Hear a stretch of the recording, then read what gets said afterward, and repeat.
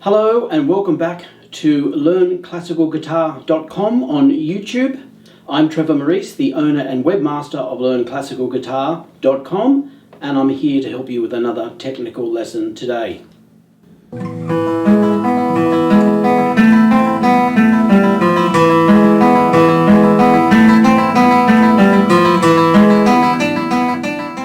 So, how can I improve your technique and skills today? Well, we're going to learn how to play an arpeggio, which is a broken chord. In other words, not played all at once, but one note after another.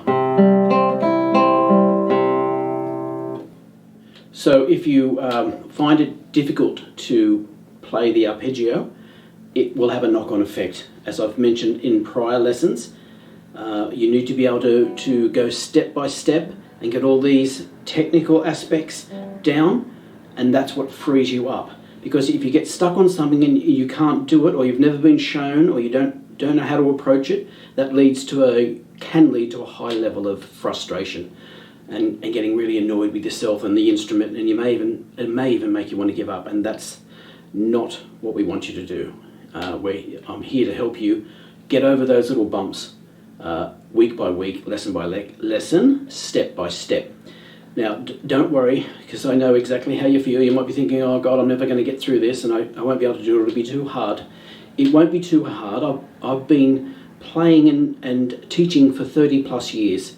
So with all that under my belt, I know how to get people, students, from where they are now to where they want to be on classical guitar. And you do it step by step.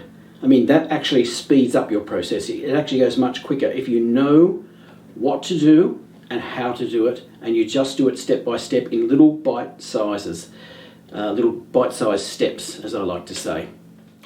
Okay, the plan today is to teach you how to play an arpeggio using PIMA in 3 easy steps. Step 1 is to revise PIMA, what it is, how you use it. Not hard, don't worry, I'll go over it. I've been through it in previous lessons, so if you look at the other lessons here on YouTube, you'll find that lesson. It's prior to this one. So, as I said, step 1 will be to revise what PIMA is. Step 2 is to play the arpeggio using open strings, and just using your right hand and using the open strings. And step 3 is to play an arpeggio with your left hand as well. So playing the chord in the left hand and using the PIMA of the right hand. Okay, and don't forget, by the way, I just mentioned those lessons. You can, after this lesson, just go down into the description down below, and then if you haven't joined the free portal where all these other lessons are with extra guides, PDF guides and more detailed videos, I suggest you go and do that, because as I said, it's free and it will teach you classical guitar technique, or if you want to call it fingerstyle guitar, it teaches you that step by step. Now, also the other thing is, I've mentioned in all the other videos, and I'll keep mentioning it, so it just really sinks in. If you practice a skill for 18 minutes per day, that's 18, not 81, 18 minutes a day, and you do that for a year, there are studies that show you will be better than 95% of the people in the world at that skill. Now, it doesn't matter what skill, but in our case, we're doing classical guitar skills. So if you do that for a year, you're going to be better than 95% of the people in the world that play classical guitar, if you do the proper, focused, intelligent, mindful practice. And I always say, can you imagine if you've done that for a year and you've done it properly, what your guitar buddies and your friends and your family are going to see and hear from you? They're going to be mightily impressed, because you're going to go up a long way. Okay, so let's get on with that today. Let's get on with the lesson of learning how to play an arpeggio. Okay, so we want to start as the first thing of revising what PIMA is. Now, PIMA is just the fingerings of the right hand, and it's in Spanish. P is the thumb, I is the first finger, M is the second finger, and A is the third finger. Now there's Spanish terms. P stands for pulgar in Spanish, which in English it is the thumb. I is indio in Spanish, which means the index finger in English. M is medio, which is the middle finger in English, indio in Spanish. And the A stands for annular, which means the ring finger. The little finger of the right hand is used in certain contexts these days, but I'm more a traditional approach. I don't think we really need it for this. So I just focus on the PIMA, P-I-M-A. Okay, so let's do that. Let's go to step 2. We'll use PIMA, P-I-M-A, on the right hand with open strings. Now, I'm going to do it with the P playing the bottom 3 strings here, the E string, the A string, then the D string. But between that, the I or India will always do the G string. The M medio will always do the open B string, which is the 2nd string. And the A finger will do the E string, that top E string. Bottom on the guitar, but top in as in sound. Now, as for the movements, if you haven't looked at how to play with the squeeze technique and how you make the proper sound, we don't want to get the fingers behind the strings and pull them out because it makes that horrible thwacking noise. I've already explained in a video prior to this that there's a practice method where we're doing the string squeeze method, where you squeeze and push the strings towards your tummy a few millimeters, and then the thumb goes down and the other 3 fingers come up, and then you just push it in towards the tummy or the back of the guitar if you like, and then you release. Here's what it looks like on the right hand guitar.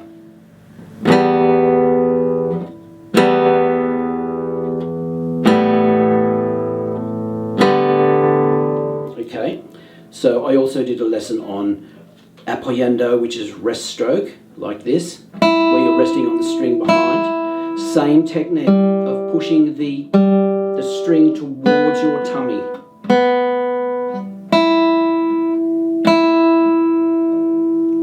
Also, the thumb, it sort of moves like, I often think of it, or explain it like it's like a pencil drawing a small circle.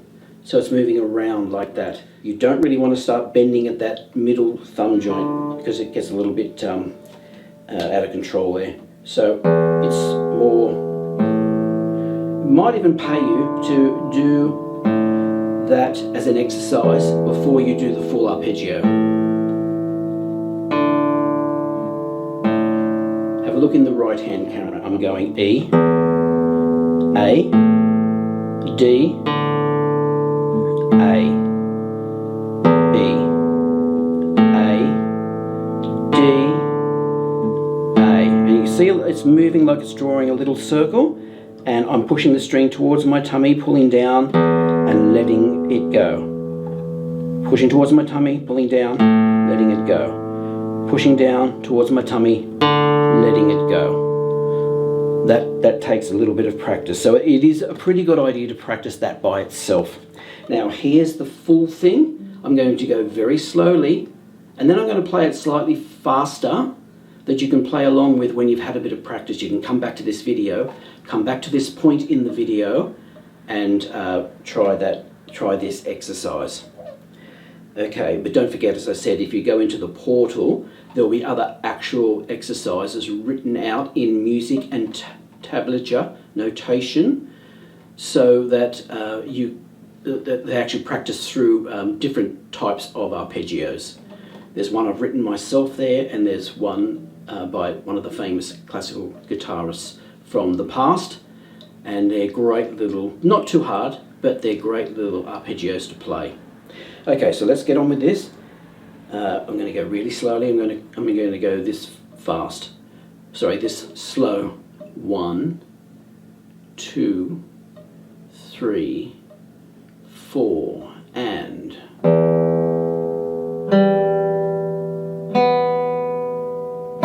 the A,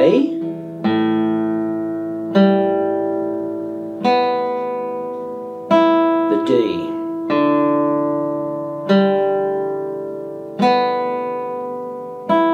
the A again,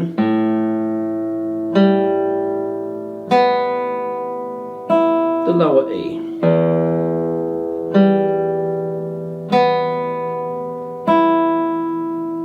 Let's try that again and have a look in the right hand camera now. I'll do that exact exercise again. 1, 2, 3, 4, and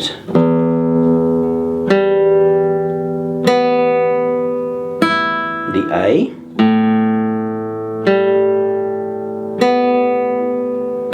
the D string,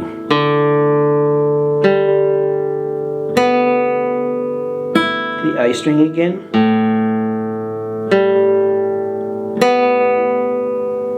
and the E string again.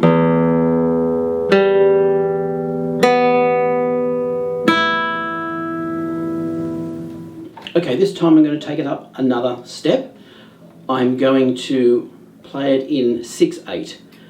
I'm going to go out, down, as I did before, but I'm going to come back the other way, like 1, 2, 3, 4, 5, 6, 1, 2, 3, like that. It's going to be a little bit faster, so I'll count you in. If you can't do it today, as I said, don't worry about that. You can always do that a bit later. 1, 2, 3, 4, 5, 6.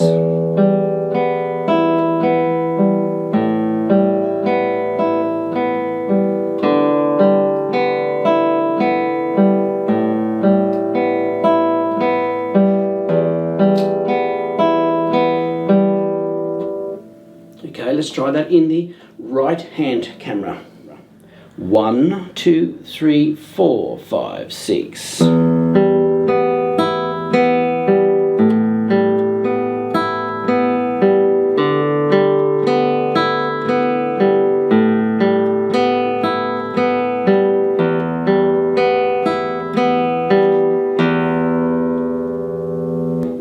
Okay, let's try it now with a chord on the left hand. A very simple chord, it's just the C chord.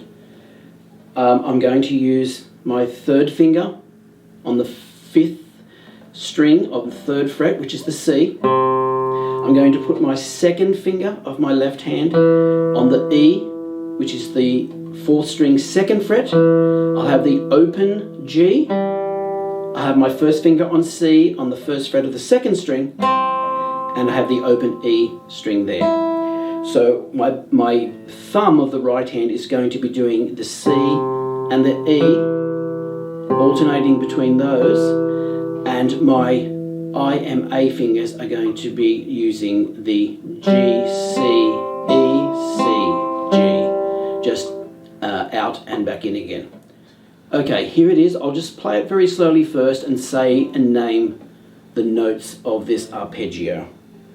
1, 2, 3, 4, 5, 6. C, G, C, E, C, G, E, G, C, E, G, C. That's what it's going to do, backwards and forwards. Okay, here it is a little bit faster. 1, 2, 3, 4, 5, 6.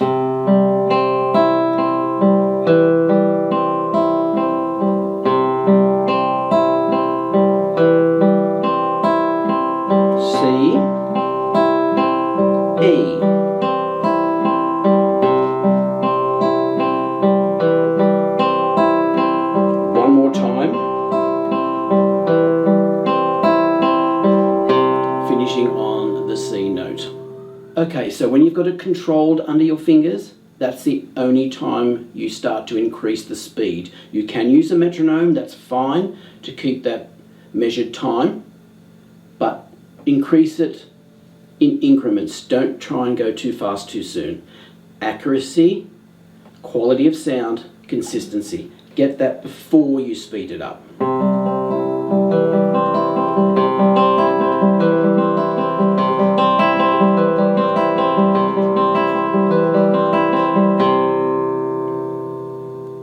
Okay, so there's some tips on playing a good arpeggio using the right and the left hand and combining them together.